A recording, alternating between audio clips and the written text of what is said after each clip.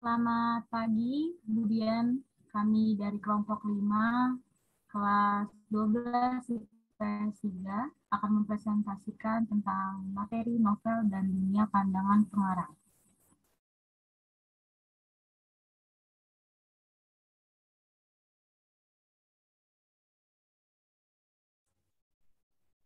Anggota kami terdiri dari Angela Purnomo absen nomor 2, Elizabeth Indriani absen nomor 10, Lidis Mersilina absen nomor 14, Lucky Gloriano absen nomor 23, dan Naradia Arunaya absen nomor 24. Untuk pembagian materi terbagi menjadi 5, yaitu pembukaan, menafsirkan pandangan pengarang terhadap novel, lalu yang kedua A, unsur pembangun novel, yang ketiga B, menyajikan interpretasi pandangan pengarang terhadap novel, lalu C, menganalisis isi kebahasaan novel, dan D, merancang novel atau novele. PPT ini dibuat berdasarkan ringkasan materi yang telah dibuat oleh para anggota kelompok dari berbagai sumber.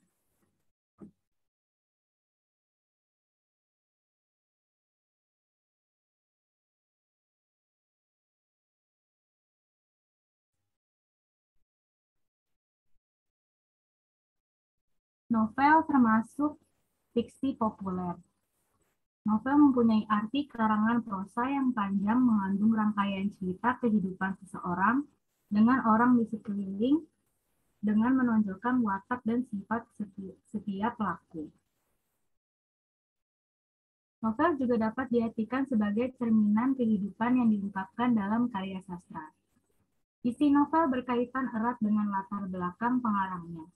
Pengarang sering memasukkan pandangan dalam novel yang dibuatnya. Pandangan hidup pengarang berkaitan erat dengan latar belakang, pendidikan, kegemaran, tradisi, dan wawasan seninya.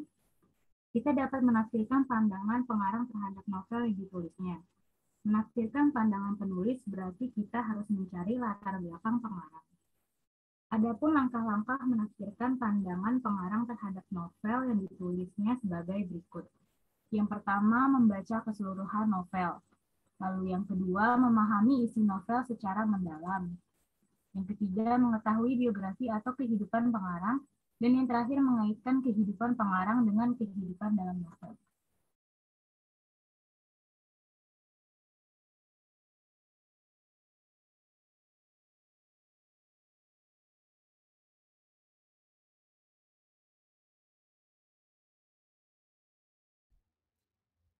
Pada materi di bagian A terdapat unsur pembangunan novel, yaitu unsur pembangunan novel terbagi menjadi 2, unsur intrinsik dan unsur ekstrinsik. Dalam unsur intrinsik terdapat tema, alur, latar yang terbagi menjadi 4, yaitu tempat, waktu, suasana, dan sosial budaya. Yang selanjutnya terdapat penokohan yang terbagi menjadi 2, yaitu antagonis atau tokoh yang paling berlawanan dengan tokoh utama, sedangkan protagonis adalah tokoh utama, dan biasanya protagonis akan berperan sebagai tokoh yang baik. Terus selanjutnya terdapat sudut pandang yang memiliki 3 sudut pandang, yaitu sudut pandang orang pertama, sudut pandang orang kedua, serta sudut pandang campuran. Dan yang terakhir dalam unsur intrinsik terdapat amanat.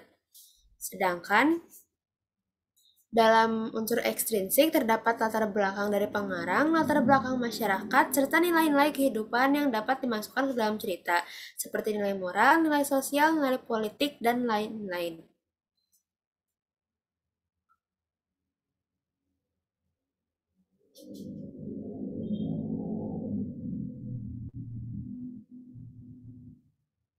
Selanjutnya kita akan membahas unsur kebahasaan. Unsur kebahasaan memiliki beberapa majas, yaitu majas perbandingan. Majas perbandingan adalah gaya bahasa yang menggunakan kata-kata dalam bentuk perbandingan untuk meningkatkan kesan terhadap pendengar atau pembaca. Yang kedua, terdapat majas pertentangan. Majas pertentangan adalah gaya bahasa yang menyatakan pertentangan dengan maksud sebenarnya dengan tujuan untuk memberikan kesan dan pengaruh terhadap pembaca. Yang terakhir, terdapat majas sindiran, yaitu adalah gaya bahasa sebagai suatu acuan yang ingin mengatakan sesuatu dengan makna atau maksud berlainan dari apa yang terkandung dalam rangkaian kata-katanya. Selanjutnya kita akan membahas tentang jenis novel berdasarkan genrenya. Yang pertama ada novel romantis, yaitu bercerita tentang kisah cinta, penyesalan, penerimaan, atau kasih sayang. Yang kedua ada fiksi ilmiah. Cerita fiksi ilmiah menurut pengetahuan lebih dari pengarang tentang ilmu pengetahuan, baik umum maupun khusus. Nah, selanjutnya ada misteri. Cerita dalam novel misteri lebih rumit karena akan menimbulkan rasa penasaran hingga akhir cerita. Pengarang memasukkan unsur-unsur misteri dalam jalinan cerita yang dibuatnya. Yang selanjutnya ada novel horor. Novel horor mempunyai cerita yang menegangkan, seram, yang pastinya membuat pembaca akan berdebar-debar saat membacanya. Novel ini pada umumnya bercerita seputar peristiwa mistis atau seputar dunia gaib. Yang terakhir ada novel komedi. Cerita dalam novel komedi mengandung unsur akan lelucon atau akan membuat orang tertawa dan benar-benar terhibur. Novel ini sifatnya menghibur.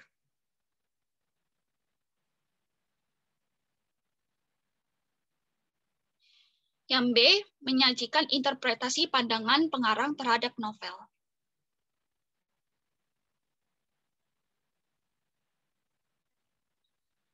Adapun langkah-langkah menyajikan interpretasi pandangan terhadap kehidupan novel adalah sebagai berikut. Yang pertama, menyimpulkan pandangan pengarang terhadap kehidupan novel yang dibuatnya. Yang kedua, memberikan kesan, tanggapan, atau penafsiran terhadap pandangan pengarang. Yang terakhir, menyajikan hasil interpretasi baik secara lisan maupun tulis dengan menarik.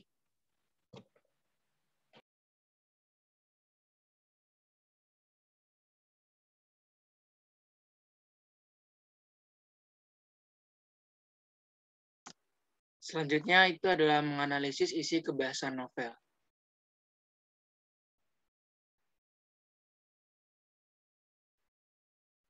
Novel merupakan unsur pembangun. Unsur pembangun novel ada dua, yakni unsur intrinsik dan ekstrinsik.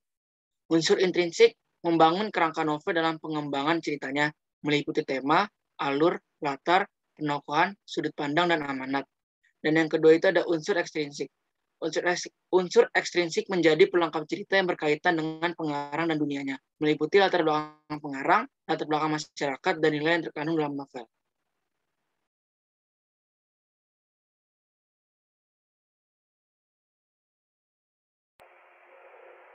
Oke, bagian selanjutnya adalah bagian D, yaitu merancang novel atau novelet.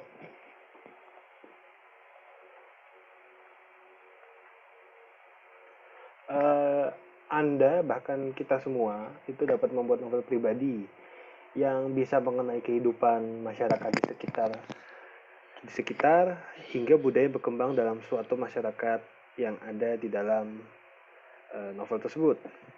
Bahkan, selain novel, kita atau Anda dapat menyusun novelet yang umumnya sama aja seperti novel namun lebih pendek.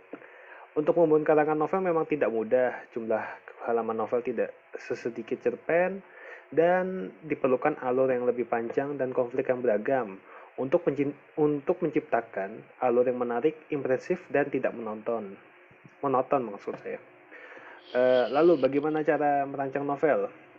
Yang pertama kali harus Anda lakukan adalah mencari ide tentang apa yang Anda tulis, lalu carilah yang Anda kenal dan Anda kuasai dengan baik. Karena menulis sesuatu yang Anda tahu dengan baik atau kuasai dengan baik akan lebih mudah karena sudah tahu seluk-beluknya. Oke. Adapun langkah-langkah dalam merancang novel. Yang paling pertama adalah tema. Pilih dan kembangkan tema yang Anda pilih. Lalu kedua, karakter, menciptakan karakter yang kompleks dan membuat masalah-masalah yang membangun karakter tersebut. Lalu setting, dengan setting ini lebih ke arah suatu tempat dalam sebuah cerita tersebut. Ini harus dilakukan dengan riset yang lebih banyak mengenai budaya dan apa yang dilakukan orang-orang pada zaman itu. Lalu daur ulang ide, karena tidak ada cerita yang benar-benar asli atau otentik. Harus ide yang fresh. Lalu favorite things. Jadi hal-hal yang menarik itu harus menjadi dasar sebuah ide. Lalu permainan kata sebagai inspirasi dari cerita dan bisa menjadi suatu poin penting yang menarik bagi pembaca. Lalu cerita yang dimulai itu harus dari impianmu sendiri. Lalu yang ke-8 adalah kisah nyata yang biasanya terinspirasi dari kejadian yang dialami oleh penulis atau kita sendiri sebagai penulis, lalu pengalaman pribadi dan teman-teman.